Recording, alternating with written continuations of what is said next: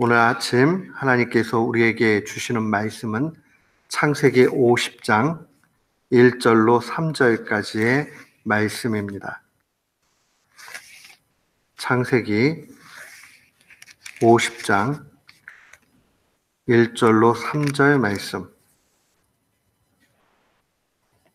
우리 같은 마음으로 1절부터 3절 말씀 봉독토록 합니다. 요셉이 아비 얼굴에 굽으려 울며 입맞추고 그 수종 의사에게 명하여 향 재료로 아비의 몸에 넣게 하매 의사가 이스라엘에게 그대로 하되 40일이 걸렸으니 향 재료를 넣는 데는 이날 수가 걸리며 애굽 사람들은 70일 동안 그를 위하여 곡하였더라. 아멘. 저는 오늘 본문 말씀을 통해서 가치 있는 인생을 살라라는 제목으로 주의 말씀을 선포하도록 하겠습니다. 신자에게 있어서 죽음의 의미는 무엇입니까? 우리가 믿는 사람이나 믿지 않는 사람이나 죽음은 피할 수 없는 현실입니다. 그런 의미에서 보면 죽음은 공평합니다. 누구에게나, 신자에게나 불신자에게나 죽음은 공평하죠. 히브리서 9장 27절 증거하기를 한 번 죽는 것은 사람에게 정해진 것이요 그 후에는 심판이 있다라고 그렇게 증거합니다. 그 이후에 있는 심판에 대해서 우리가 분명히 생각해 봐야 됩니다. 그 심판은 영원합니다. 신자에게나 불신자에게나 이 영혼을 살게 돼 있습니다. 신자에게는 영생으로, 불신자에게는 영벌로 그렇게 심판이 있게 됩니다. 피할 수 없는 것이죠. 그런 의미에서 보면 죽음이라는 것은 모든 이에게 공평하고 심판 가운데 영벌로 떨어질 것이냐 영생으로 은혜를 입을 것이냐 하는 그 결론의 차이만 있게 됩니다. 마태복음 25장 이 천국의 마지막 심판의 장에도 마지막 절 이렇게 증거합니다. 불신자 그들은 영벌에 의인들은 영생에 들어가리라 주님이 말씀해 주셨습니다.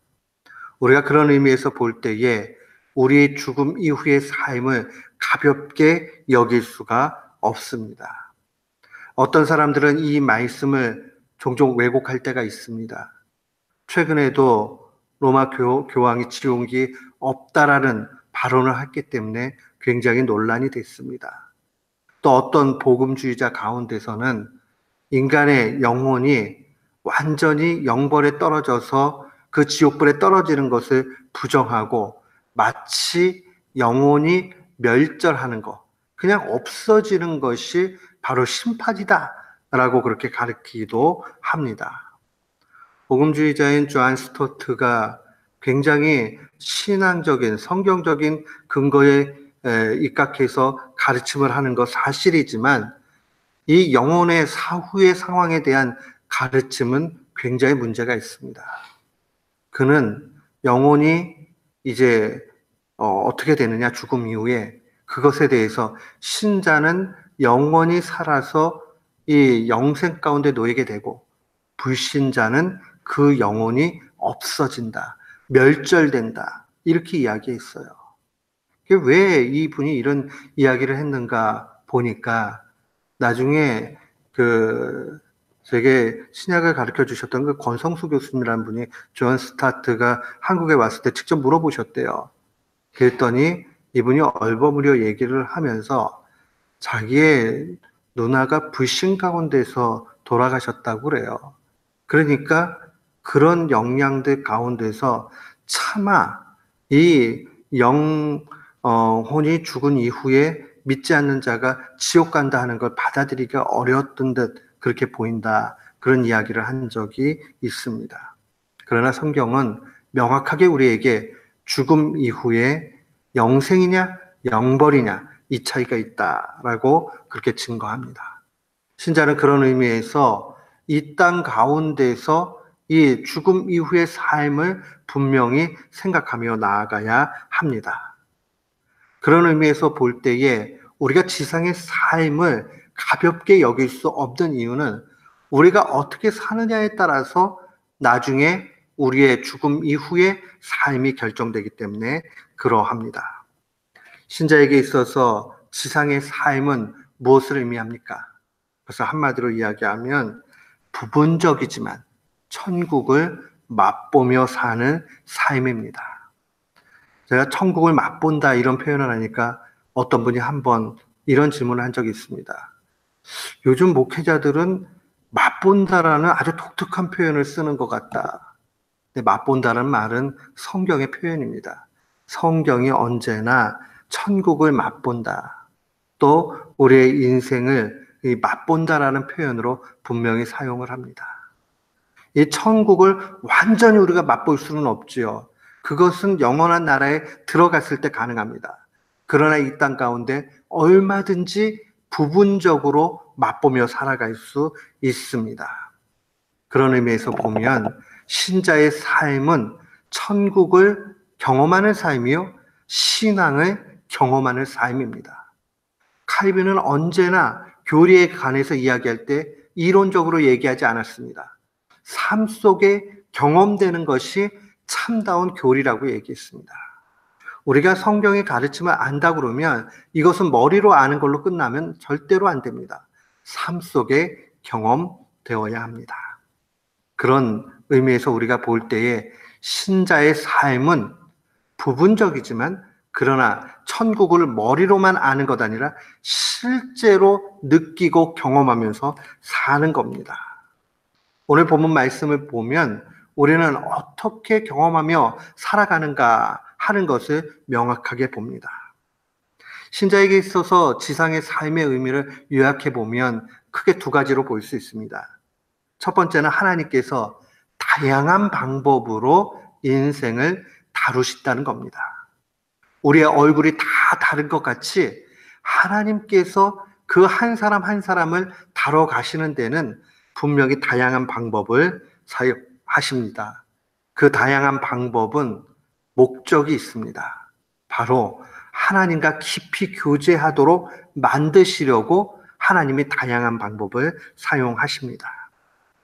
야곱은 그의 인생을 회고하면서 바로 앞에서 이 창세기 47장 9절에 이렇게 고백을 합니다. 야곱이 바로에게 아뢰되 내 나그네 길의 세월이 130년이니이다. 내 나이가 얼마 못 되니 우리 조상의 나그네 길의 연주에 미치지 못하나 험악한 세월을 보내었나이다. 그는 그의 인생을 회고할 때 자기가 130년 사는 동안에 험악한 인생을 살았고 자기의 인생길은 나그네 길이라 이렇게 얘기합니다. 나그네 길이 뭡니까? 나그네는 목표는 있어요. 목적은 있어요. 그러나 아직 거기까지 다다르지 않은 거죠. 그러니까 본향이 따로 있다는 거예요. 원래 가야 될 곳이 있다는 거죠. 하나님의 나라를 바라봅니다. 그리고 지상의 130년의 삶은 험악한 삶이었다라고 고백을 합니다. 고난의 삶이라는 말이죠. 왜 그 고난의 삶이 그에게 필요한가? 그것은 바로 그 고난을 통해서만 바로 야곱은 하나님을 만날 수 있습니다. 하나님을 깊이 경험할 수 있습니다. 사랑하는 성도 여러분, 이 땅의 삶 가운데 정말 힘들고 정말 낭망스럽고 왜 이런 어려움이 있는가 그럴 때마다 이걸 통해서 험악한 인생 나그네 길을 통해서 하나님이 나를 가까이 하시는구나. 내가 그걸 통해서 하나님을 더욱 깊이 경험하는구나 하는 마음 필요합니다. 신자에게 있어서 지상의 삶은 야곱의 고백과 같이 그 험악한 세월을 통해 하나님을 가까이 하는 것이라 하는 것을 늘 기억하는 우리 모두가 되기를 축원합니다. 아멘. 또한 신자에게 있어서 지상의 삶의 두 번째 의미는 가장 가치 있는 인생이 사랑 가운데 있다는 것을 알려줍니다. 가장 많이 사랑하고 가장 많이 사랑받는 사람, 그 사람 인생 가장 값진 것입니다. 오늘 본문은 이 요셉의 아비 야곱의 죽음에 대한 기록입니다. 장세에 관한 내용입니다. 이 내용들을 우리가 깊이 보면 단순히 2절과 3절에 나와 있는 대로 그 향재료를 시신에 넣는데 40일 걸리고 곡하는데 70일을 걸려서 아주 웅장하고 장엄한 그런 장례가 치러졌기 때문에 그의 인생 성공했다. 그렇게 이야기하는 것 절대로 아닙니다. 그런 험악한 인생을 살았지만은 마지막에 애굽으로 이주한 그 이후에 모든 가족이 회복이 되고 사랑 가운데 열매 맺었기 때문에 그 인생이 복된 것입니다. 우리도 마찬가지죠. 우리가 우리의 인생길 이렇게 살펴보면 고생길일 수 있고 어려움일 수 있습니다. 근데 그것이 어려움으로 끝나는 것 아니라 마지막 죽음을 앞둔 그 직전에 모든 것이 사랑의 완성으로 나타나고 회복되어진다면 그보다 더 복된 인생 없는 겁니다. 가장 가치 있는 인생은 사랑 가운데 있습니다. 야곱의 가정은 말 많고 탈 많은 가정이었습니다. 고통이 많았습니다. 그러나 마지막 애굽으로 이주하고 그들이 다 모여져 있을 때에 야곱은 12 아들들을 하나님의 뜻에 따라 축복합니다. 그리고 그들을 향해서 사랑의 메시지를 다 전합니다. 그리고 결국 이 요셉의 손에서 그의 장례가 다 치러지는 것 바라보게 될 때에 사랑의 마무리가 되는 것을 볼 수 있습니다. 사랑하는 성도 여러분, 우리가 그렇다면 어떻게 살아야 되겠습니까? 사랑 가운데 살아야 되는데 어떻게 살아야 되겠습니까?